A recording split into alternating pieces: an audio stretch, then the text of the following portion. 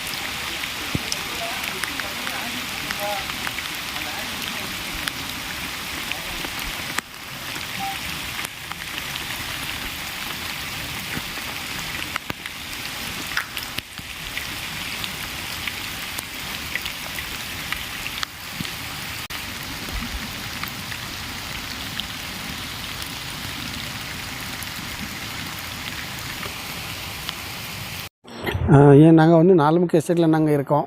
நாங்கள் இங்கே வந்து நான் இப்போ 50 குடும்பம் இப்போ தற்காலிகம் இருக்கோம். பாக்கி உள்ள எல்லா குடும்பமும் வந்து இந்த மாதிரி பொழப்பு தேடி ஊரை பார்த்து போயிருக்காங்க. ஏன்னா அவங்களுக்கு பிள்ளைகளெல்லாம் படிக்க வச்சு அப்படி இருக்கிறதுனால அவங்க எல்லாம் அங்கங்கே போயிருக்காங்க. இப்போ வந்து என்னென்னா காரணம் என்ன அப்படின்னா, இப்போ ஒரு 15 நாளாகவே வந்து நல்ல காற்று மழை, 10 நாளாக நல்ல மழை பெஞ்சிக்கிட்டு இருக்குது. நல்ல காற்று அடிக்குது, சுனாமி மாதிரி புயல் காற்று மாதிரி இங்கே காற்று பயங்கரமாக ஓவராக அடிச்சுக்கிட்டு இருக்குது.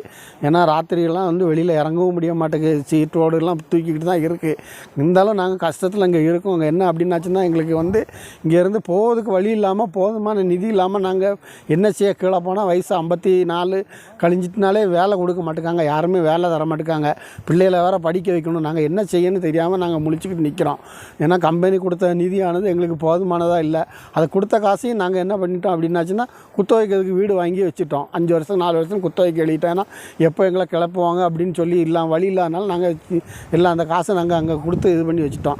அதனால் நாங்கள் வந்து இப்போ ரொம்ப அவஸ்தைப்படுறோம். 15 நாளாக மின்சார வசதியும் இல்லை. மின்சாரம் வந்து கோதையாறு கன்னியாகுமரி டிஸ்ட்ரிக்ட்லேருந்து கிடையாது. காரணம் என்னென்னா, கோதையாறுலேருந்தே வந்து கோதையாறு கன்னியாகுமரி டிஸ்ட்ரிக்ட்லலாம் பயங்கரமாக காற்று மலைகள் இருக்குதுன்னு சொல்லியிருக்காங்க. அங்கே வந்து இடி மின்னலெல்லாம் இருக்குது.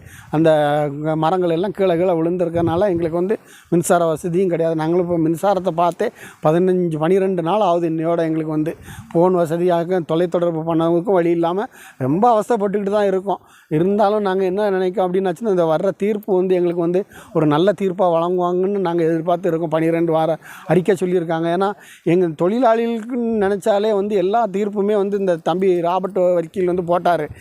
போட்ட தீர்ப்புகளை வந்து அது தள்ளுபடி இது தள்ளுபடின்னு சொல்லி இப்படி இருக்குது. ஏன்னா பணக்காரங்களுக்குள்ள தீர்ப்பு வந்து நல்லபடியாக முடியுது. இந்த ஏழைகளுக்கு அவங்களும் அந்த தம்பியெல்லாம் எங்கள் எஸ்டேட்டில் பிறந்து வளர்ந்தவங்க தான். அவங்க வந்து 2-3 கேஸை தள்ளுபடி ஆகிட்டு அந்த டாக்டரையா போட்ட கேஸெல்லாம் தள்ளுபடின்னு சொல்கிறாங்க. இப்போ கடைசியாக நாங்கள் இந்த 12 வார அறிக்கையை தான் நாங்கள் எதிர்பார்த்துருக்கோம். ஐயா முதலமைச்சரே எங்களுக்கு நல்ல ஒரு நிதி கொடுத்து எங்களை அனுப்புங்க. ஆனால் வேறு வழியே இல்லை. ஏன்னா நாங்கள் அடுத்து போய் பிழைக்கிறதுக்கு எங்களுக்கு வழி கிடையாது. அடுக்குமாடி குடியிருப்புலலாம் நாங்கள் போய் இருந்து எங்களால் வாழறதுக்கு உண்டான முடியல. ஏன்னா நாங்கள் அந்த கொடுத்த காசை நாங்கள் வந்து குத்தகைக்கு வீடு வாங்கிட்டோம். அப்போ எங்களுக்கு அடுத்த ஜென்மத்தை எங்களை அடுத்து வாழ்வாதாரத்துக்கு என்ன வழி உண்டோ அதுக்கு உண்டான ஒரு நிதியை கொடுத்து அனுப்புங்க. ஏன்னா நாங்கள் நீங்கள் இருக்கணும்னு நாங்கள் விரும்பலை. நாங்கள் எல்லாருமே போகலாம்னு நாங்கள் பிளான் தீர்மானிச்சிட்டோம். பின்ன என்ன இந்த வருஷத்துக்கு ஒரு ட்ரிப் எங்களுடைய கல்லறைக்கும் எங்களுடைய ஆலயங்களுக்கு இந்து மதம் இருக்குது, கிறிஸ்துவ மதம் இருக்குது, முஸ்லீம் இருக்குது. இதுகளுக்கெல்லாம் நாங்கள் வந்து தொழுதுட்டு போகிறதுக்கும் எங்களுக்கு நீங்கள் ஒரு அனுமதி தாங்க. நாங்கள் உங்கள்கிட்ட அடாதடியாவோ இல்லைன்னா அதிகாரமாகவோ எதுவுமே கேட்கல ஐயா.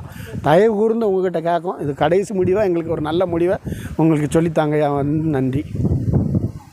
பாபு.